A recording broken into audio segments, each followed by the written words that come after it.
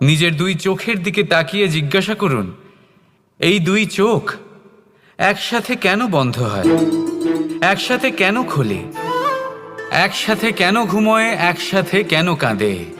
আজীবন কোনো এক মানুষের সাথে সম্পর্ক রাখা অবশ্যই সম্ভব, তাদের সাথে দেখা না করে। আমার আর রাধার ভালোবাসাও কিছুটা এরকমই, আর কিছুটা এরকমই হয় ভালোবাসা দুই নয়নের মতো, যারা কখনোই মিলিত হবে না কিন্তু চিরকালের জন্য একসাথে জুড়ে থাকবে।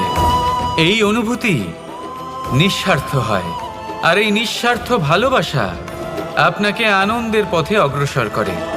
জীবনে সবসময় নিঃস্বার্থভাবে ভালোবাসুন, শুধুমাত্র আনন্দই পাবেন। তাহলে আসুন আমার সাথে নিঃস্বার্থভাবে ভালোবেসে বলুন, রাধা রাধা।